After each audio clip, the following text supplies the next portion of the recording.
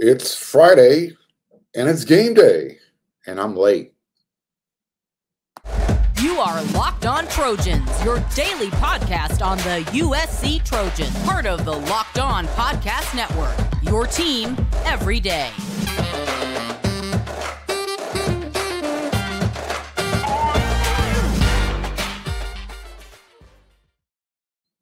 Fight on, everyone. I am your host, Marc, and I want to thank you for making Locked On USC your first listen every day, normally. Today, it's probably coming at you a little bit more like around brunch time. But once again, I want to thank you for making Locked On USC your first listen every day. And if you are watching on YouTube and you've already hit that red subscribe button, thank you. If you haven't, please go ahead and do it. It means a lot. And as always, wherever you download your podcast, we are free. All right. So as you can tell, a lot of you wake up early and you make Locked On USC your first listen. It wasn't there. I had some technical issues, got caught in some travel. I didn't even get a chance to hit the USC Alabama State basketball game that USC won handedly. From what I understand, it wasn't even a contest. I saw the final score, USC 90, Alabama State not 90. I think it was a blowout by big points. I don't even have the notes in front of me. I'm going to try and do this off the cuff and go off some stuff. We're just going to preview the Colorado game and give the Buffaloes what kind of chance do the Buffaloes have to win. So in the we'll start with in the first segment here. What kind of chances does Colorado have? How about slim and none? Look, everybody should know by now that USC's 8-1. Colorado has one win on the season. Ironically, it came against the California Golden Bears, who USC struggled with to survive at home, to beat on homecoming. So Colorado brings a bad offense. They bring a bad defense, and they also lost maybe their best player, at least offensively, when they lost to Oregon last week, big. So again, they're coming off a 49-10 loss to Oregon, and that was at home. So it kind of shows you where this team is right now. And, you know, they're going through a similar process that USC went through last year, replacing, you know, the head coach was let go, Karl Dorrell. And, you know, when you've got a coaching staff that's essentially, you know, dead man walking, you don't know who's going to be around next year.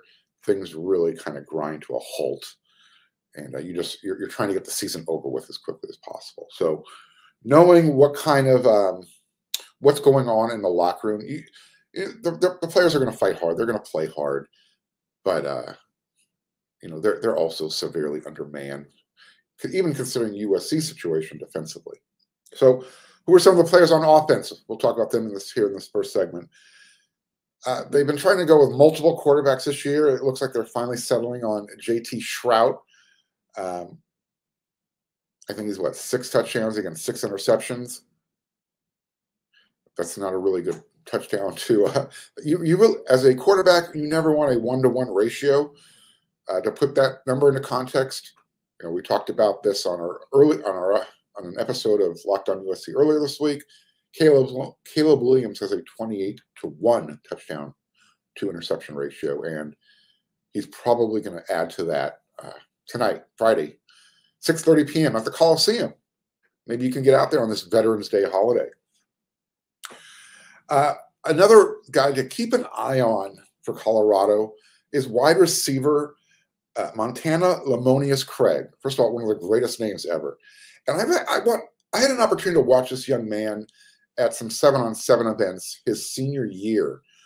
I was kind of hoping that USC would throw him a late offer. He really impressed me. Big, strong young man, 6'2", 6'3", around 190, 200 pounds, but incredibly smart, runs good routes, good hands, I think, for the most part. And he's going to have to step up in the absence of was it Jordan? Jordan Tyson. I apologize, name escaped me. So I don't know if USC is going to have to rely on any type of trickeration to score on Colorado. They shouldn't have to.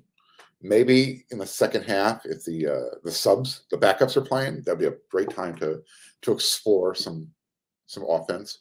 Give future opponents something to think about with the starters on the field.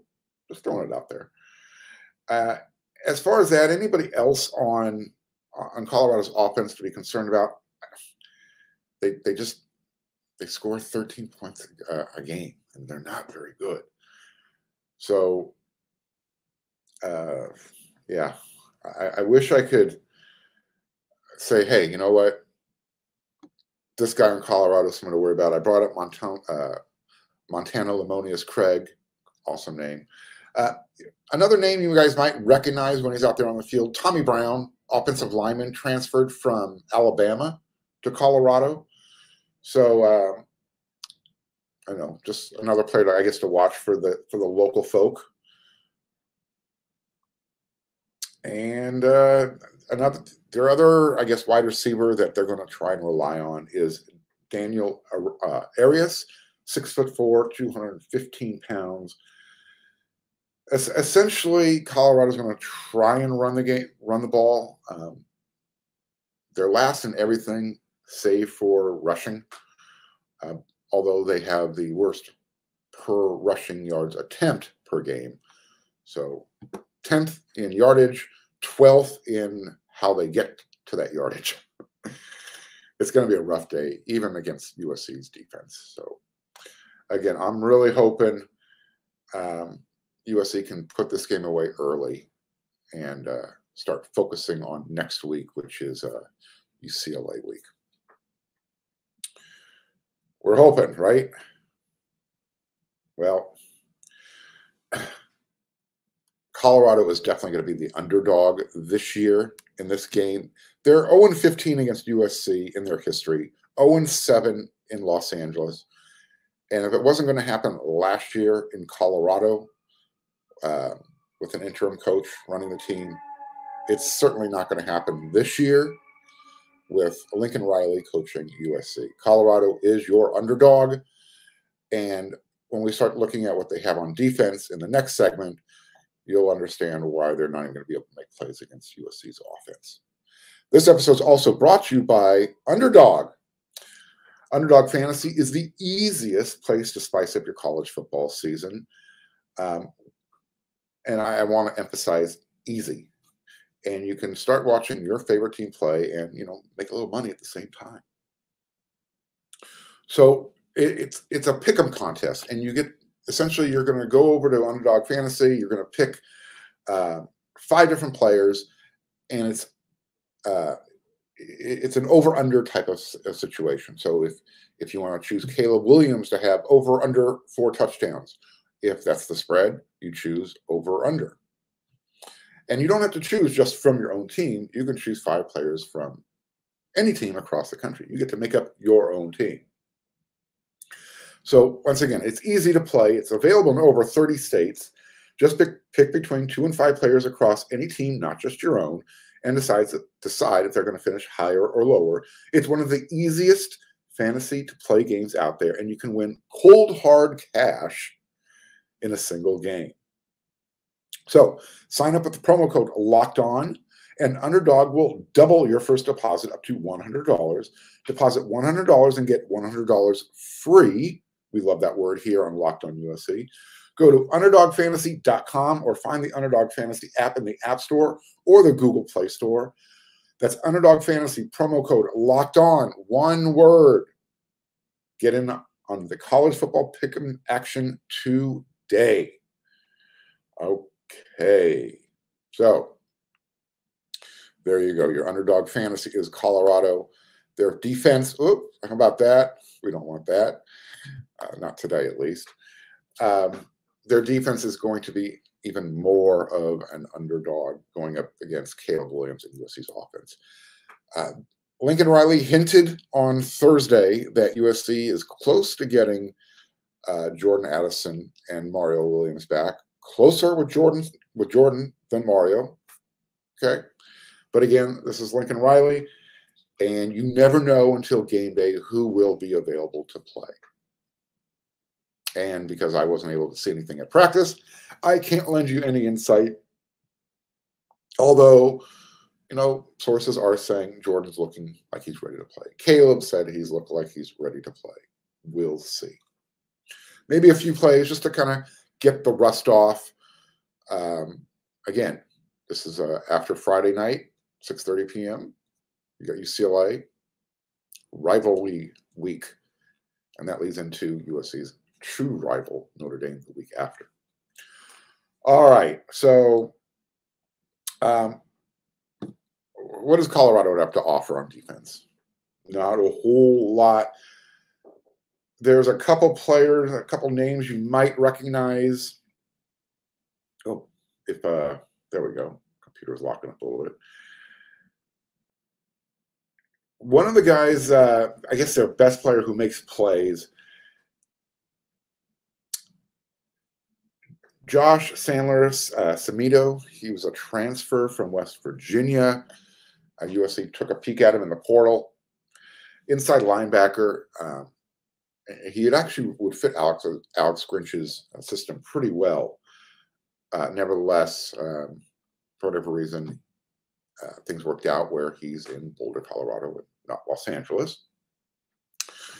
They have USC has two former players. I'm kind of bouncing back with this just because their names are in front of me.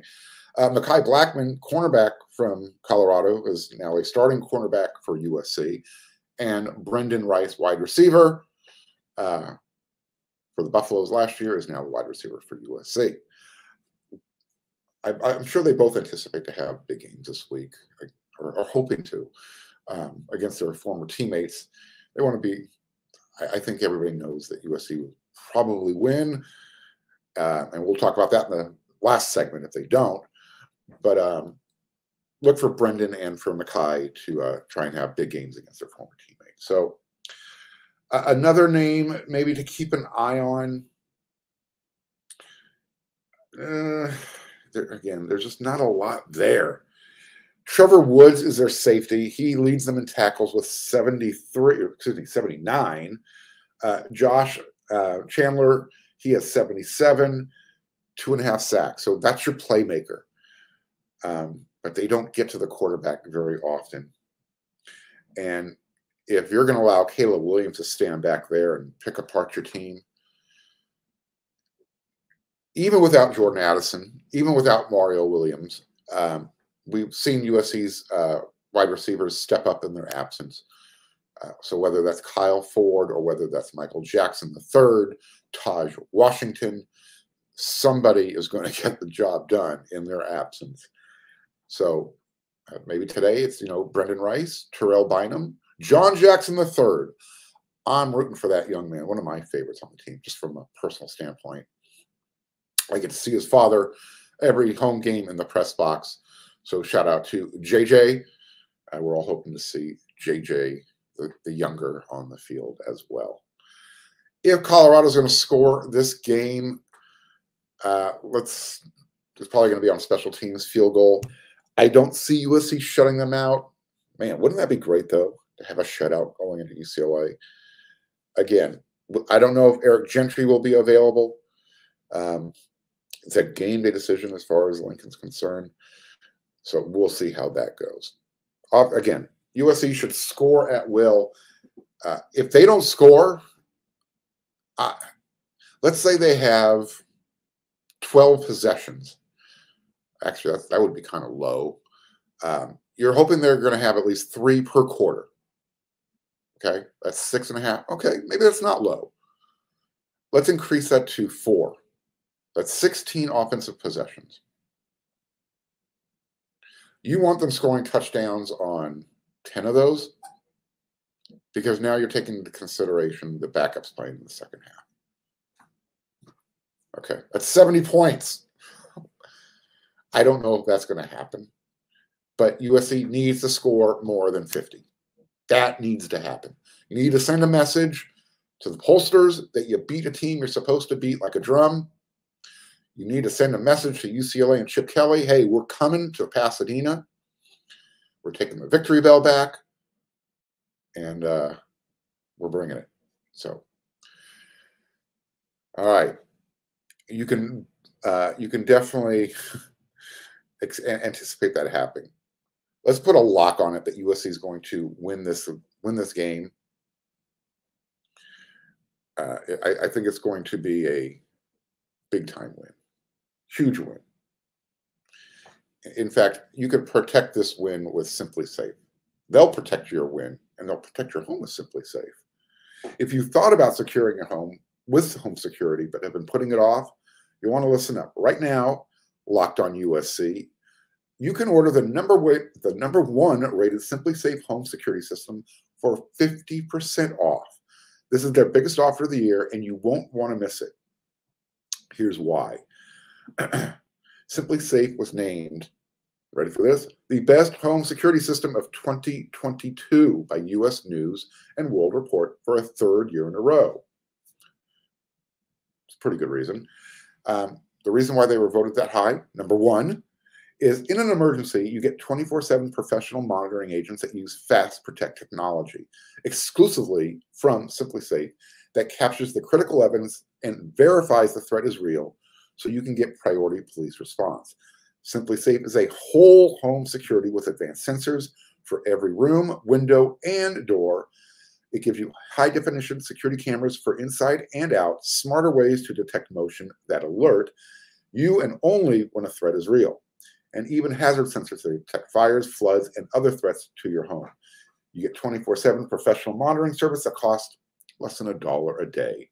That's less than half the price of ADT's traditional professionally installed system. So don't miss your chance to save big on the only security system I recommend. Get 50% off any new SimpliSafe system at simplisafe.com/lockedon. This is their biggest discount of the year, so don't wait. That's simplisafe.com//lockedoncollege. There's no safe like SimpliSafe. All right, so before I turn you guys over to doing some tailgating, I don't know how many of you are heading out on this Veterans Day to USC tonight on a Friday. USC doesn't lose on Fridays. They've won their last 4. Like I said, USC, this game is in the bag. I hate to be so nonchalant about it, but let me put it this way. Most agree that USC's worst loss was back in 2007, Pete Carroll-led team against Stanford. They were a 41-point prohibitive favorite playing at home. And that's with John David Booty playing with a hurt finger during the game. Well, even an underdog has big hearts. You know, they're going to fight. And that's why Caleb Williams said earlier in the week that they're going to respect Colorado. Okay, well, you show them respect, Caleb. We talked about this earlier in the week. You get out there and you drop the hammer. The defense has to show up and not allow Colorado to all of a sudden have an offensive identity. That would be really disappointing. So, again, when you're facing a 1-8 Colorado team and you're 8-1 and you've got UCLA and Notre Dame coming up, and that's what's standing in front of you and holding you back from going to the conference championship game, 1 year later after going 4-8, I'm building up for this. You understand? This loss would be, if you were to lose this game, it would be worse than the loss to Stanford with Pete Carroll. Prove me wrong. Sure, USC then was still playing for everything as well. But this is a little different. Pete had already, had, I guess, earned, it's hard to even say it. He earned a little bit of latitude for a loss because of what he'd already done with the championships and the Heismans. And Lincoln Riley deserves as much latitude as any head coach, considering, this is his first year at USC, 4-8 last year. And he was very emphatic when he spoke to the media via Zoom on Thursday. I hope everybody appreciates where we're at. We're 8-1. We're 8-1. I really hope everyone appreciates this. And why he was making those comments to the media, I guess he wanted us to relay that information, that message, which I'm glad to. I try and do that as often as possible, even when I try and be cynical and skeptical and just be honest about what I'm seeing. I always want people to remember this team was 4-8 last year. You're 8-1 with the opportunity still to make the college football playoff. So I'm just wondering, looking back, was Lincoln Riley say, hey, we're going to get a win. We're going to be 9-1 at the end of this week. But we got 2 pretty big games coming up. And don't be surprised if if things don't go our way. Now, he didn't say that, but maybe that was the underlying message, that USC fans should appreciate where you're at now because, hey, tomorrow's a mystery, right? Yesterday's history. Today's the present. Tomorrow's a mystery. So appreciate what you have, right? Back to why this loss to Colorado would be worse. Because USC has the playoffs right in front of them. And maybe they're not ready for primetime playoff. Defensively they're not. And I had mentioned that, look, they only need to get to the number 4 spot out of 4 playoff teams. And if they do, more than likely they're playing Georgia.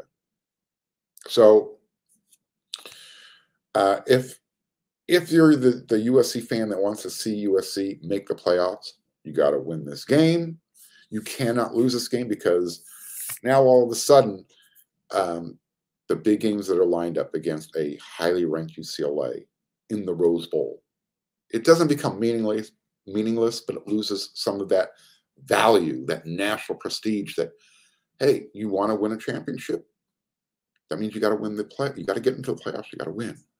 Although a Rose Bowl it's not a consolation prize, but when you're looking at how, the trophies are handed out, it is. Sorry. And it's going to become even more of one when the playoffs expand to 12 teams in a couple of years. And when USC moves to the Big Ten in 2024. So, again, you got to win this game. You have no room for error. Even with that loss against Stanford, because the things were a little bit different then as far as the BCS, it changes the dynamics this year. And again, USC still made the Rose Bowl. So, and they still could this year. But again, can't let it happen. I don't want to come back on here with our next episode of Locked On USC ranting and raving. You really haven't seen me angry, and I don't know if you want to see me angry and emotional. Maybe you do. It'd probably make for a really good show, and I might not have a show afterwards, but you never know. However, there you go. I'm sorry for being late. Here's your brunch time version of Locked On USC. And I want to thank you for making Locked On USC your first listen every day. When you're not, head on over and check out the Locked On Sports. Where'd that go? Yes. So it's called Locked On Sports Today. From the games that matter, the most to the biggest sports to the biggest stories in sports. They go beyond the scoreboard and behind the scenes with the local experts and insights only Locked On can provide. Locked On Sports Today, available on this app, YouTube, and wherever you get your podcast. All right. I will be back for another full week of episodes. As always, the next episode, we're going to be reviewing this game. And hopefully it's all roses, looking forward with more on top of it. We'll call it the Roses Plus Drive with the final 2 weeks of the regular season. But until then, thanks for making Locked On USC your first listen. Make sure you head on over to wersc.com. Check out all the good content that Eric McKinney and Scott Schrader and Chris Arledge and Greg Katz and myself are putting together for you. We got that flash sale, $10, and you get all of our VIP stuff for a year. All right. Until then, everyone, you know what to do, and we'll see you next on Locked On USC.